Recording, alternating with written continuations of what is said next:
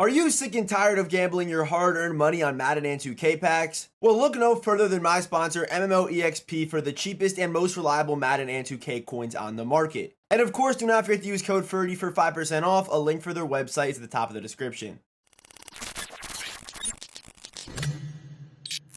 Today, we are ranking all of the most feared Part 2 cards on a tier list, and instead of making a whole new tier list, we're actually just going to add the Part 2 cards on top of the Part 1 cards. I feel like this is definitely going to be better because you guys can kind of get a better gauge on how these cards are going to play, because you've probably already used a good amount of these cards from the first most feared drop, and then, you know, when the most feared Part 3 drops come out, we'll put that on top of this, and it'll be a pretty complete tier list when it's all said and done. But honestly, I was pretty accurate with the Part 1 tier list, and keep in mind, I do record these videos before the cards come out, so there's a little bit of guessing, but at this point, I've been playing this game for so long, I got a pretty good idea of how cards are going to play when they, you know, get added in. So yeah, pretty accurate. You know, I do stand by a lot of these.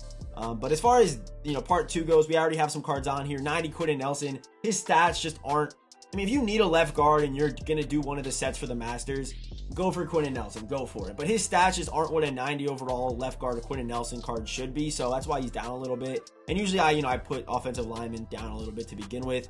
But yeah, some 87s. Xavier Woods, pretty solid. Just solid speed, really. Leonard Williams does hit a power move threshold at an 87, big W. Down here, these 87s just are not good. I mean, 85 speed Renfro with slot apprentice 2 AP, I guess could be cool maybe. I don't really know, but like 86 speed Deontay, 85 speed Damian Pierce, just a couple, you know, cheated cards down here if we're being honest. So, I mean, let's get started today with the 90 overall Michael Thomas. So here is Michael Thomas, and I can obviously make the jokes. He's, you know, afraid to run a streak. He's afraid of the football field. I can make those jokes. I'm not going to. I'm going to refrain today. But here's Michael Thomas, a pretty standard Michael Thomas card. Honestly, though, they did his speed better than what I thought, which is crazy to say. Usually, like, at this point, they'll give us like an 86 speed Michael Thomas. But I'm usually cool with Michael Thomas cards. I'm usually cool with them because they have good route running. And this card doesn't blow my socks off. And I'm actually surprised that we're not seeing, like, we saw, like, for example, Pete Mezzalars, that big tight end we saw today, 95 short route running. I think Michael Thomas should have been somewhere in that range with his short route running, and also not hitting a mid route running threshold or a deep route running threshold, which you probably won't be putting him deep anyway. So it is what it is. But Michael Thomas, like, you know, 6'3". Let me actually go look at his. I'm gonna go look at his normal card. Michael Thomas. There's so many dudes named Michael, but I think he's 6'3", right? He should be 6'3", 212 pounds, physical archetype. So yeah, he's a big body. He's a big body, but that's really, if we're being honest, always really good for. We're going to throw Michael Thomas down here at C tier in front of Quentin Nelson. If the route running was better and, you know, maybe the short route running was like in that mid to high, like mid to maybe, yeah, mid 90s, I might put him up a tier. Maybe he's like a mid B tier guy, but the speed compared to the rest of the wideouts in this game, it just doesn't make sense. Especially when you have a 87 overall Marquise Brown who hits a deep route running threshold and has 90 speed at an 87 overall. It just makes no sense. So here is Kyler Murray, and I was thinking about where I wanted to rank this card, and just to kind of put this out there, I'm a big fan of Kyler Murray cards in MUT. I loved his card last year until they nerfed Escape Artist and they dropped Joe Namath. But I'm a fan of Kyler cards. There's always the thing that he's too small, and if you're going to be playing mainly from the pocket, yes, there's better options. I mean, I'm running Mike Vick because he fits my scheme better. Is there better passers in the game? Yes, absolutely. But if he fits your scheme, I say go for it. But honestly, 90 speed, 90 throw power, decent accuracy stats. This card's going to get 1 AP dashing Deadeye. Another kind of knock on this card is the fact he's an improviser. I honestly believe that the improviser archetype has been bad for a while. They need some kind of like special ability that they simply don't have. Maybe they'll add it later in the year, but improvisers, I would say maybe like the last 2 years, they haven't been that great. They really haven't been. So, yeah, I like this card. I think he's going to play solid. Like if we look at, for example, this 90 overall Dante Culpepper, who's an improviser, the abilities are going to look something like this on Kyler when it's all said and done. And obviously the 1 AP dashing Deadeye, but not the greatest, really is not the greatest. And also, Gen 3, it's still a good release. It's not what it was last year because you're not throwing on the run as much. But I guess if you find yourself running like boots and rollouts, 1 AP dashing Deadeye Kyler maybe could be the move for you. And also, there's no offensive line in front of you when you roll out, so you're not going to have that back of the head issue that a lot of the shorter quarterbacks have. So, yeah, Kyler Murray, I'm going to throw him. This one's tough. I think he's B tier. If he had better abilities, I'd move him up to low A tier. Yeah, I might. Yeah, I'm gonna leave him high B tier. His abilities just don't do it for me, man. They really don't. So I'm gonna leave Kyler down there. So next up we have CJ Mosley. I mean, I have a Jets team. He'll be on my team because they need the extra chem. Will he ever see the field? Probably not. If I'm going to use a linebacker, I at least want to have some kind of zone coverage on his card. And if we take a look, I probably shouldn't, no one really cares probably, but I really shouldn't dive into this card so much. But if we take a look at, Mosley's left outside linebacker card, the agility and the COD are honestly even too low to user. And I don't think he gets 1 AP lurker. I don't think he does. I think he gets some run stopping abilities for his, discounted stuff. But yeah, Mosley, in the way the game plays, there's barely a spot for linebackers that have 1 AP lurker and have good zone in this game. So when you see a guy like this, it's just tough to justify actually using him. So we're gonna throw Mosley down here with Michael Thomas, down here with Quentin Nelson, where they're okay for these are our 90s. This is what I mean. This is why I'm saying part 1's much better than part 2, because you have a bunch of these C tier 90s in my opinion. So that's kind of where it starts.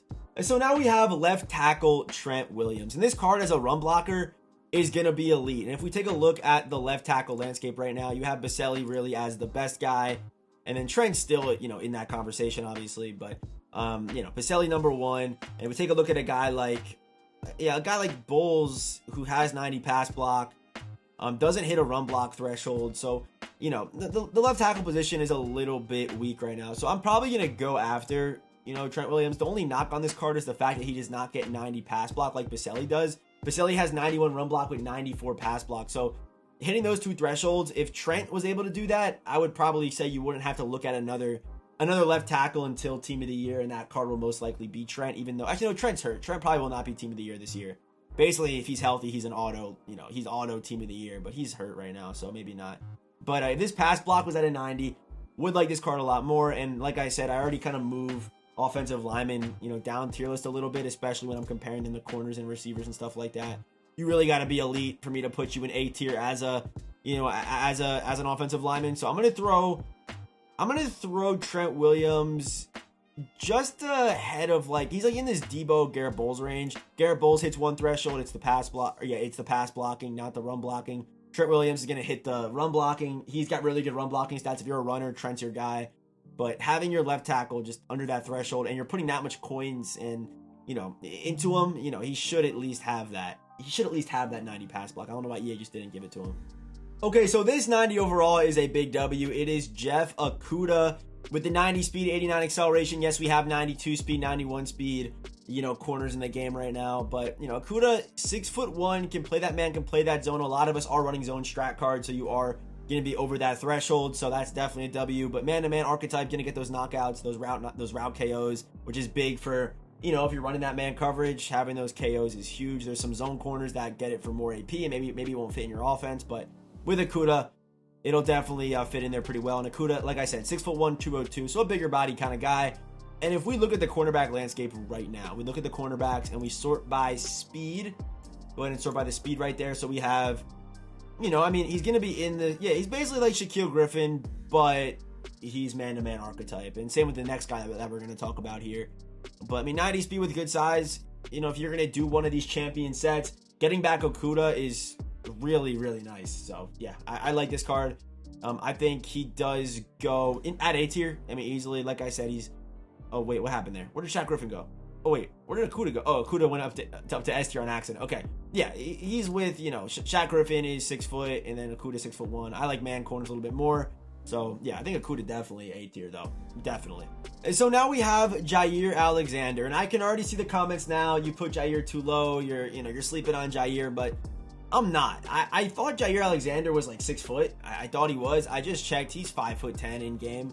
5'10" in the current meta of MUT, where you have these 6'7", 6'8", 6'5", 6'3" receivers out there. If he had 91 or 92 speed, he might be up a little bit higher because you can justify trading the speed. You know what I mean? And we already just looked at the cornerback speed landscape. It's you have 91 guys. You have your 90 guys, 6 foot plus kind of guys. You have those guys out there. So it's just tough to outside of a Packers team, justify running this card. Yes, he's got good stats. The stats are better than Okudah's, but Okudah's 6'1" compared to 5'10" Jaire. So I'm going to put Jaire mid B tier.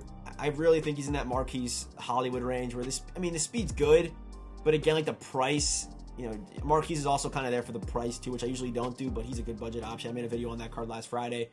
But yeah, I'm going to leave Jaire mid B tier, mid to low B tier. So drop a comment down below about Jaire, how he's too low, how he's slept on, and I don't know what to tell you, man. The current meta of this game just doesn't play well for Jaire right now.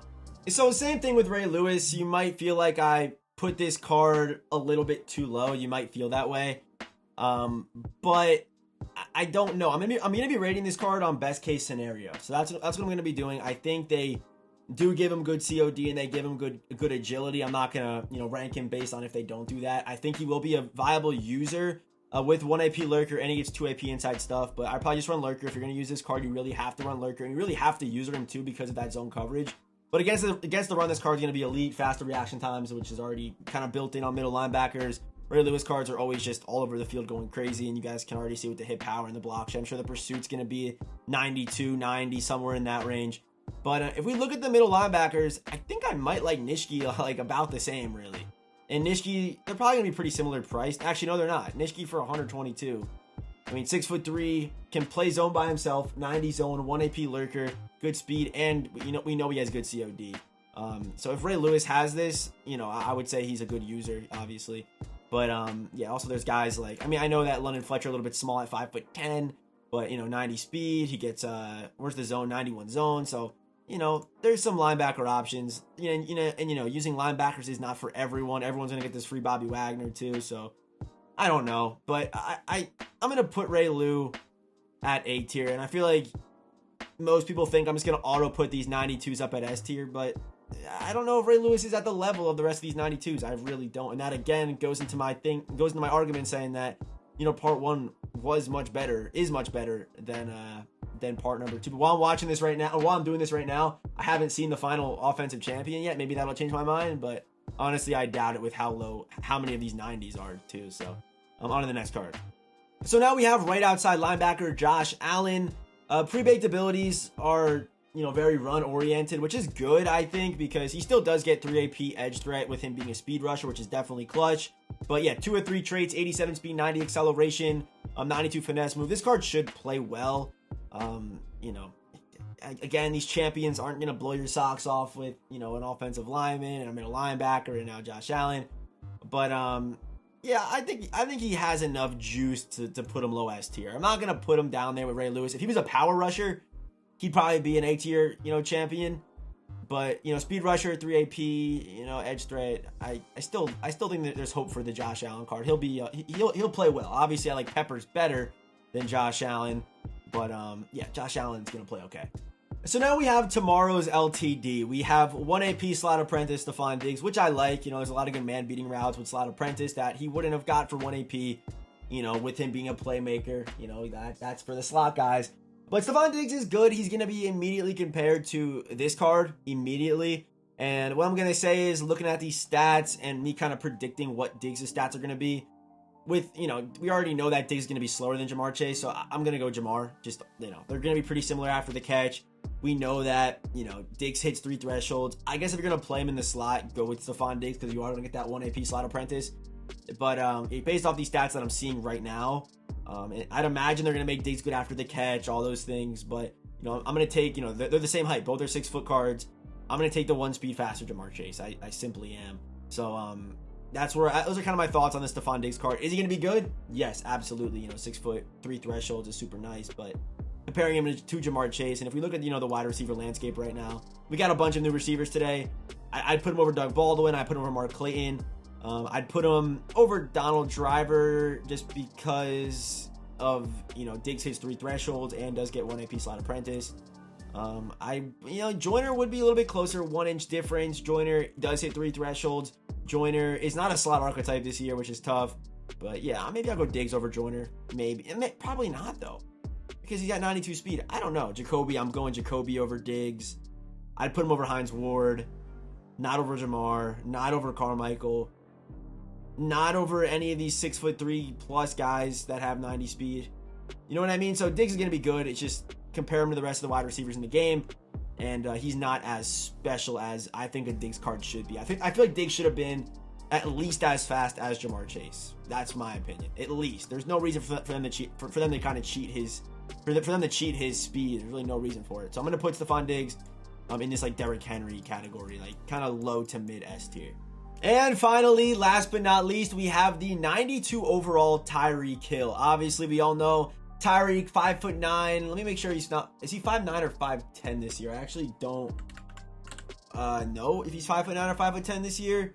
He is 5'9" this year. Okay, so 5'9", Tyreek Hill, 93 speed. I would imagine the acceleration is going to be maybe, if not faster, at least match it. So Tyreek is now, if we take a look, you know, the fastest wide receiver in the game. We sort by speed. Right here, our previous fastest was a guy like Jamar or Dante Hall. But I'm also happy that they made Tyreek the fastest wide receiver in the game, because if he had the same speed as a guy like Dante Hall or Jamar Chase, there wouldn't have been a real reason to go after him.